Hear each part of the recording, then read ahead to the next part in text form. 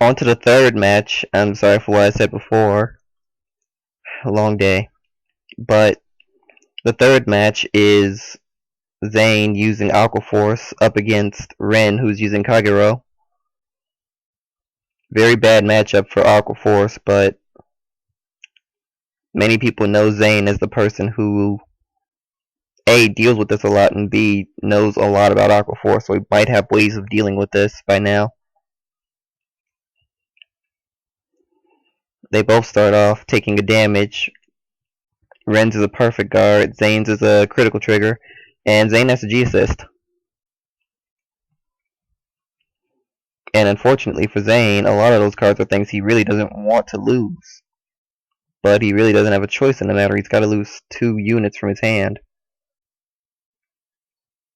He starts with the G units, and now the ones from hand that are going to go. Is he going to get rid of one of the X?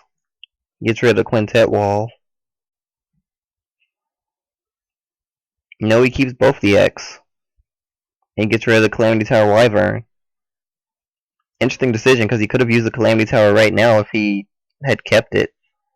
But considering that his deck is based around Persona Blasting the Dragonic Overlord units, I can understand why he doesn't want to remove them from the game completely.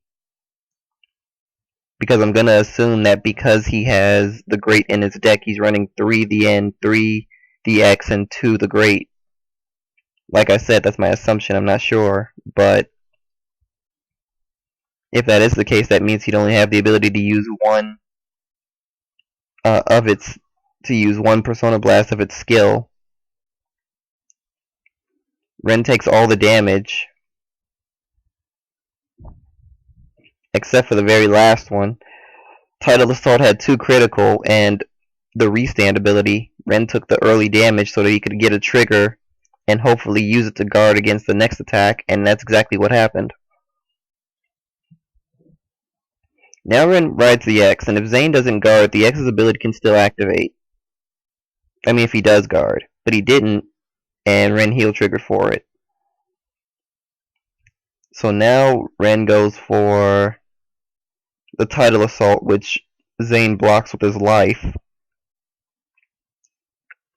And then rides Savas.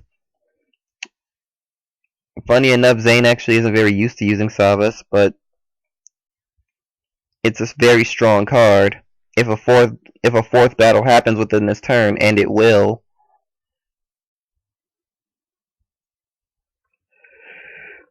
Zane will have the ability to retire any rear guards he chooses, 1 of 3.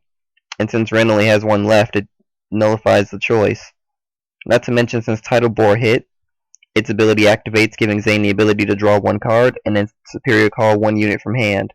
He can use it to take the place of the Nikki that boosted before, which will give Tidal Assault its booster back.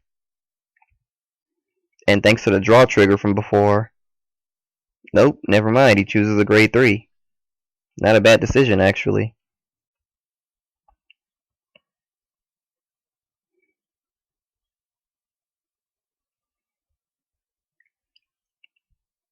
He uses Wave Sword Slash, his ability.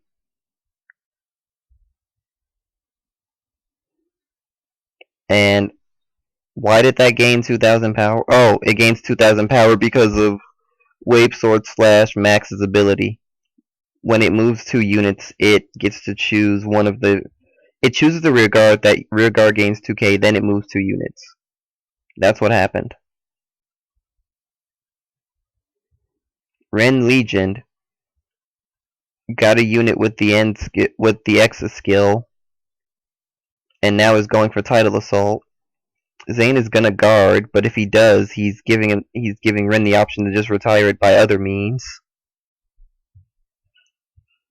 But I guess in Zane's mind, it's better to do that than to give Ren a restand and more hand, which isn't wrong by any stretch of the imagination, mind you.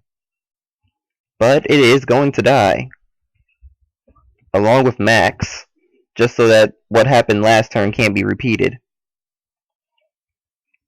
Zane takes all of the damage, so now they're both at 5. Difference is, Ren has more hand.